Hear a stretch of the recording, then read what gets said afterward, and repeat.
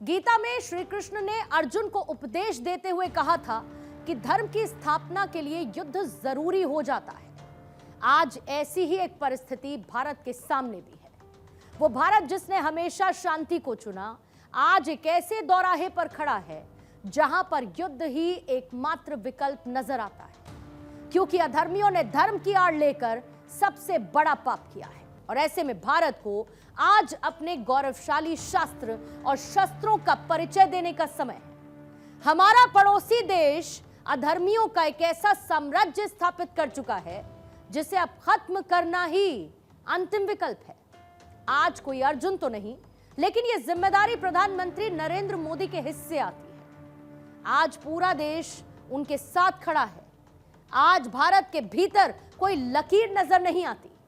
सभी आज उस कतार में खड़े हैं जिसका नेतृत्व कर रहे हैं प्रधानमंत्री नरेंद्र मोदी। और ऐसे में आज की हमारी ये इंडिया स्टोरी 140 करोड़ भारतवासियों के लिए है, जिन्हें आज उनके देश का शस्त्र और शास्त्र करीब से समझना होगा। आज भारत की शस्त्र शक्ति को हमने अपने शो में समाहित करने की एक कोशिश की है, जो कि हर भारतवासी को एक ऐसा हौसला देगी, एक ऐसी ताकत देगी, गर्व की अनुभूति कराएगी। तो चलिए भारत की शक्ति का एहसास करते हैं आज की इंडिया स्टोरी की शुरुआत के साथ।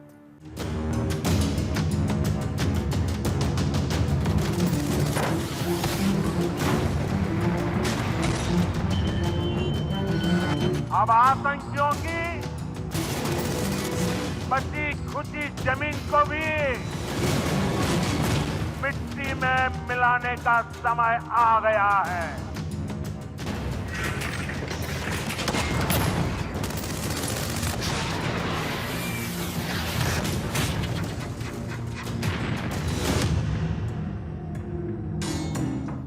ये नया भारत है, पाकिस्तान को घुसकर मारेगा।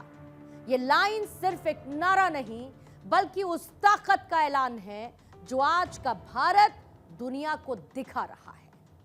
जब बात देश की सुरक्षा और सम्मान की आती है, तो नया भारत न सिर्फ जवाब देता है, बल्कि दुश्मन के घर में घुसकर उसकी हैसियत भी बता देता है। पुराना भारत वो था जो सब्र करता था और कूटनीति की राह पर चलता था, लेकिन साल 2014 के बाद नया भारत उभरा है, जो न सिर्फ अपनी ताकत को जानता है, बल्कि उसे इस्तेमाल करने से भी हिचकता नहीं। और ऐसे में घुसकर मारना सिर्फ एक वाक्य नहीं, बल्कि भारत की नई रक्षा नीति का आधार है। और इसे आप समझिए, और इसके लिए हमें थोड़ा सा पीछे चलना होगा। साल 2016 में आपको लिए चलती हूं। याद करिए सर्जिकल स्ट्राइक, नए भारत का पहला करारा जवाब। 18 सितंबर 2016 को जम्मू कश्मीर के उरी में आतंकी हमले में 19 भारतीय सैनिक शहीद हुए। हमले की साजिश जैश ए मोहम्मद और पाकिस्तान की आईएसआई ने रची। भारत ने 29 सितंबर 2016 को जवाब में पीओके में सर्जिकल स्ट्राइक की, जिसमें भारतीय सेना ने एलओसी पार कर आतंकी ठिकानों को तबाह कर दिया था। इस हमले में 38 से 50 आतंकी मारे गए, 7 आतंकी कैंप्स को खत्म कर दिया गया। यह ऑपरेशन सिर्फ 4 घंटे में पूरा हुआ और इसमें किसी भारतीय सैनिक को कोई नुकसान नहीं हुआ। पाकिस्तान ने अपनी कमजोरी छिपाने के लिए पहले यह दावा किया कि कोई स्ट्राइक नहीं हुई, लेकिन बाद में नवाज शरीफ और परवेज मुशर्रफ ने माना कि भारत ने उनके घर में घुसकर आतंकियों को मार गिराया है। सर्जिकल स्ट्राइक ने दुनिया को दिखाया कि भारत अब दुश्मन को उसके घर में घुसकर मारता है। ये वो पल था जब पाकिस्तान को इस बात का एहसास हुआ कि भारत का सब्र का बांध टूट चुका है।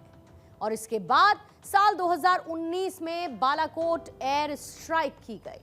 14 फरवरी 2019 को पुलवामा में जैश ए मोहम्मद के आत्मघाती हमले में 40 सीआरपीएफ जवान शहीद हुए।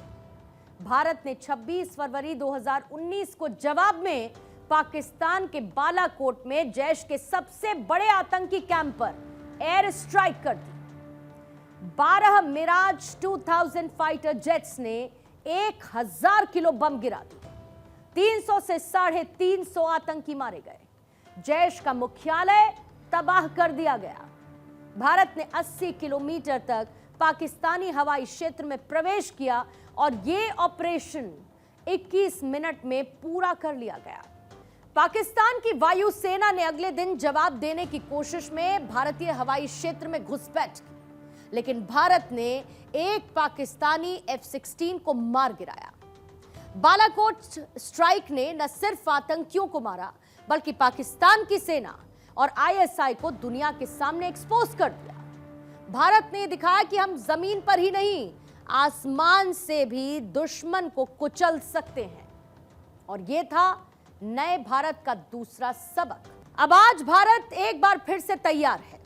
बीते 22 अप्रैल को जम्मू कश्मीर के पहलगाम में पाकिस्तानी आतंकवादियों ने 26 पर्यटकों की हत्या कर दी और भारत ने जवाब में सिंधु जल संधि को अस्थायी तौर पर निलंबित कर दिया, वाघा बॉर्डर को बंद कर दिया और पाकिस्तानी राजनयिकों को वापस जाने का आदेश दे दिया। सिंधु जल संधि के तहत भारत पाकिस्तान को 20% पानी देता है।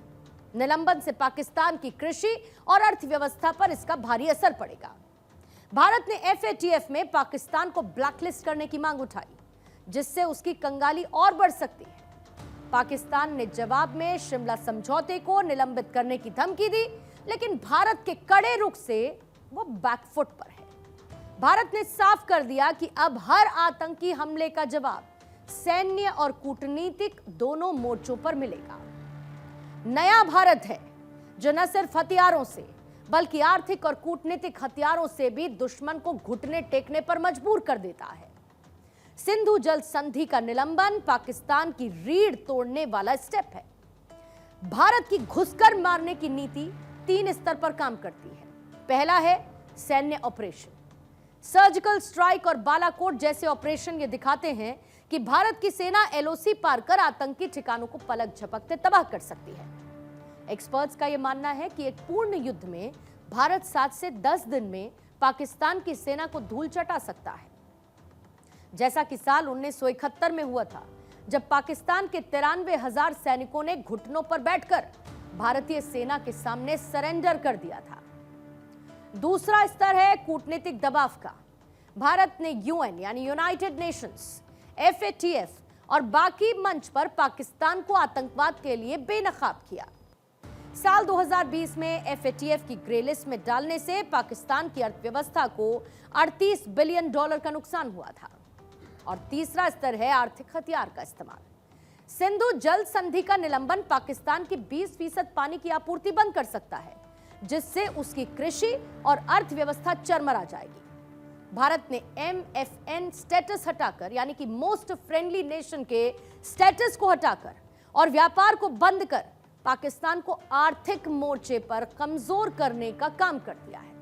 पाकिस्तान अब वो मुल्क है जो भारत के हर कदम से डरता है।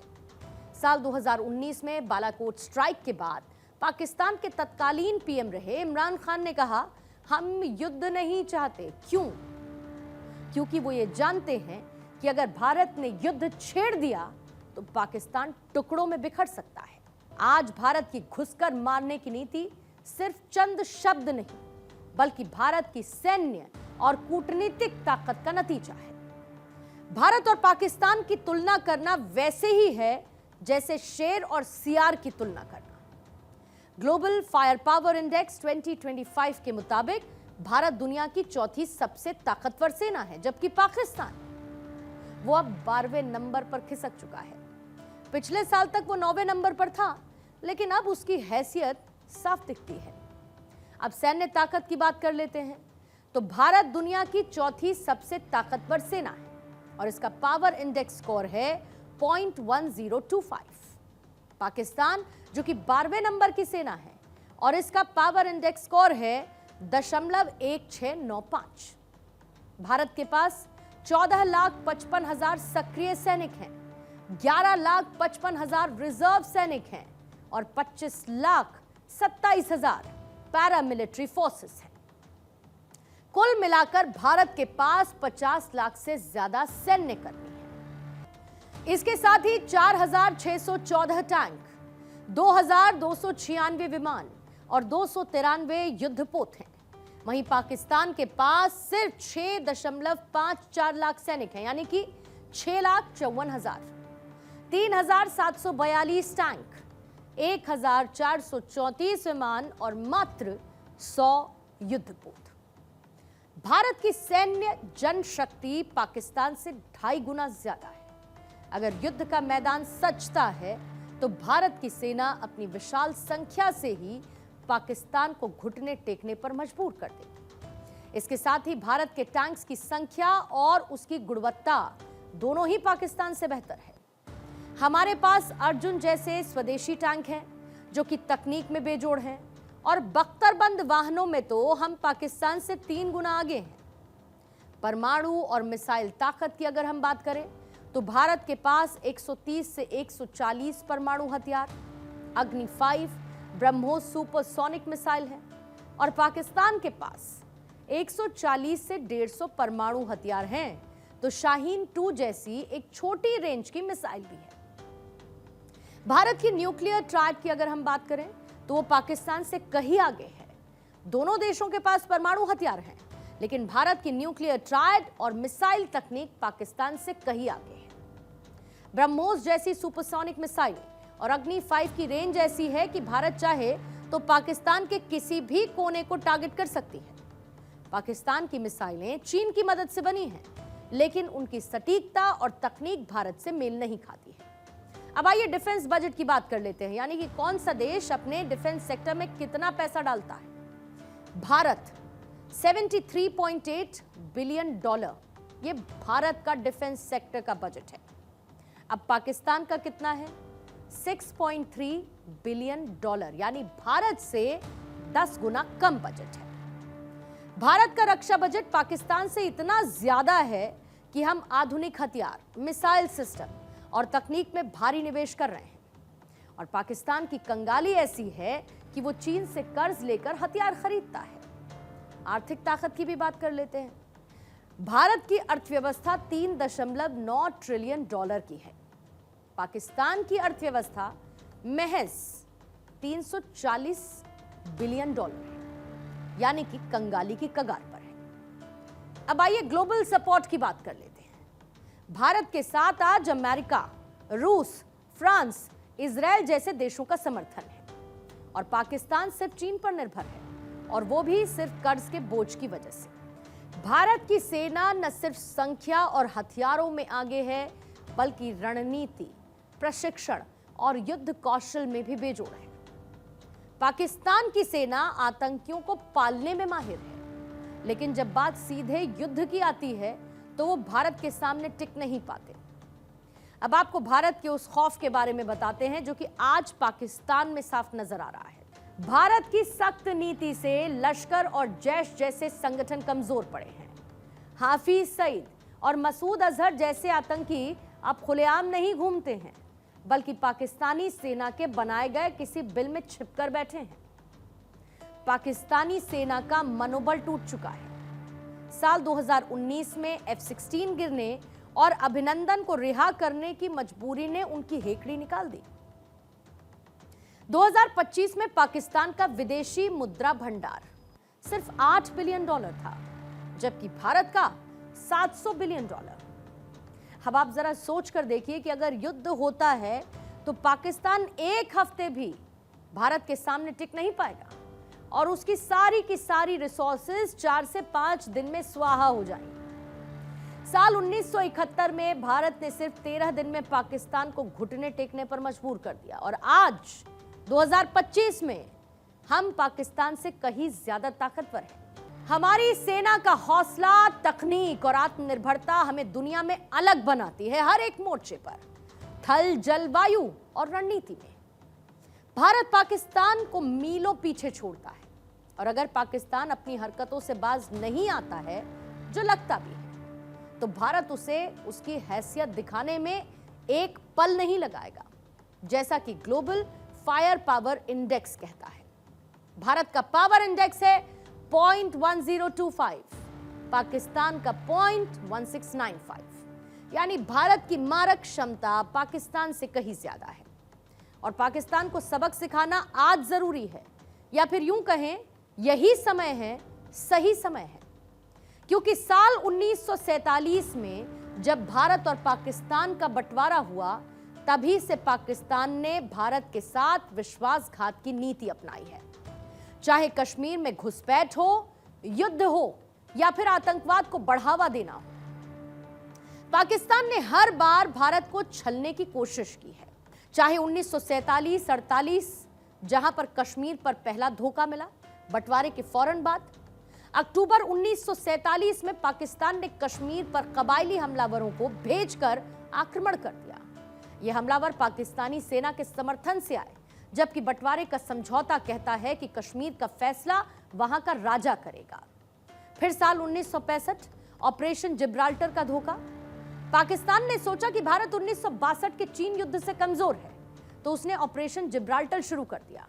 उसमें हजारों घुसपैठिए कश्मीर में भेजे गए ताकि विद्रोह को भड़काया जा सके, और जब यह नाकाम हुआ तो पाकिस्तान ने पूर्ण युद्ध शुरू कर दिया। यह दूसरा धोखा था, जब पाकिस्तान ने सोचा कि भारत कमजोर है, लेकिन उसे मुंह की खानी पड़ी। साल 1971 बांग्लादेश युद्ध और शिमला समझौते का उल्लंघन। 1971 में पाकिस्तान ने पूर्वी पाकिस्तान यानी कि अब के बांग्लादेश में भयानक नरसंहार किया, जिसमें 3 लाख से ज्यादा लोग मारे गए और 1 करोड़ शरणार्थी भारत आए। भारत ने बांग्लादेश की मदद की और सिर्फ 13 दिन में पाकिस्तान को हरा दिया। चौथा 1999 का साल, करगिल युद्ध, लाहौर समझौते का विश्वासघात। 1999 में भारत के तत्कालीन पीएम अटल बिहारी वाजपेयी ने शांति की पहल की और लाहौर घोषणा पत्र पर हस्ताक्षर किए, लेकिन उसी दौरान पाकिस्तानी सेना ने करगिल में घुसपैठ शुरू कर दी, जिससे करगिल युद्ध हुआ। साल 2008 मुंबई का हमला। 26 नवंबर 2008 को लश्कर-ए-तैयबा के 10 आतंकियों ने मुंबई पर अटैक किया। ताज होटल, नरीमन हाउस और सीएसटी स्टेशन पर 60 घंटे तक आतंक का तांडव मचाया गया। इस हमले में 166 लोग मारे गए और 300 से ज्यादा घायल हुए। आतंकी अजमल कसाब को जिंदा पकड़ा गया, जिसने यह कबूला कि हमले की साजिश पाकिस्तान में रची गई। इन बड़े विश्वासघातों से एक बात तो साफ है कि पाकिस्तान का डीएनए ही धोखे से बना है। चाहे 1947 का कश्मीर हमला हो, 1965 का ऑपरेशन जिब्राल्टर, 1999 का करगिल युद्ध या फिर 2008 का मुंबई हमला। हर बार पाकिस्तान ने पहले शांति की बात की और फिर पीठ पीछे वार किया। बीते 70 सालों में भारत पाकिस्तान के बीच 4 युद्ध हुए, 1947, 1965, 1971 और 1999, और हर बार पाकिस्तान ने शुरुआत की और भारत ने जीत हासिल की। और अब शायद एक फाइनल वॉर लड़ने का समय है, क्योंकि भारत अब वो भारत नहीं जो चुपचाप धोखा खाए। साल 2016 की सर्जिकल स्ट्राइक, 2019 की बालाकोट एयर स्ट्राइक और 2025 में पहलगाम हमले के बाद सिंधु जल संधि का अस्थायी निलंबन, यह दिखाता है कि भारत अब धोखे का जवाब उसी की भाषा में देता है। पीएम मोदी ने भी साफ कर दिया कि अब इन आतंकियों को मिट्टी में मिलाने का समय आ चुका है। और वहीं अक्सर हिंदी में बात करने वाले प्रधानमंत्री मोदी ने पहली दफा अपनी भाषण में अंग्रेजी के कुछ शब्द जोड़े। ये शब्द सीमाओं से बंधे नहीं हैं। अगर साफ साफ कहूं तो ये पूरी दुनिया को साफ संकेत है, जो पाकिस्तान के खिलाफ युद्ध का सायरन सा सुनाई देता है। जिन्होंने ये हमला किया है, उन आतंकियों को और इस हमले की साजिश रचने वालों को उनकी कल्पना से भी बड़ी सजा मिलेगी। अब आतंकियों की बची खुची जमीन को भी मिट्टी में मिलाने का समय आ गया है। To the ends of the earth, India's spirit will never be broken by terrorism. Terrorism will not go unpunished. every effort will be made to ensure that justice is done. 1947 से 2025 तक बार बार विश्वासघात, बार बार आतंकवाद। भारत ने हर बार जवाब तो दिया, लेकिन यह शायद पाकिस्तान के लिए काफी नहीं है और ऐसे में पाकिस्तान का पक्का इलाज होना तय है। और इस बार सर्जिकल स्ट्राइक नहीं, बल्कि पाकिस्तान की पूरी सर्जरी करनी होगी, क्योंकि देश अब धैर्य नहीं, युद्ध मांगता है और धर्म की रक्षा के लिए युद्ध जरूरी है। यही तो भगवान श्री कृष्ण ने कहा था। एक और सख्त संदेश है इस पाकिस्तान के लिए, तुम खून खून चिल्लाओगे, हम तुमको सबक सिखाएंगे, तुम चिंगारी लगाओगे, हम आग लगा के जाएंगे। बहुत बहुत शुक्रिया आप सभी का आज की इंडिया स्टोरी में हिस्सा बनने के लिए।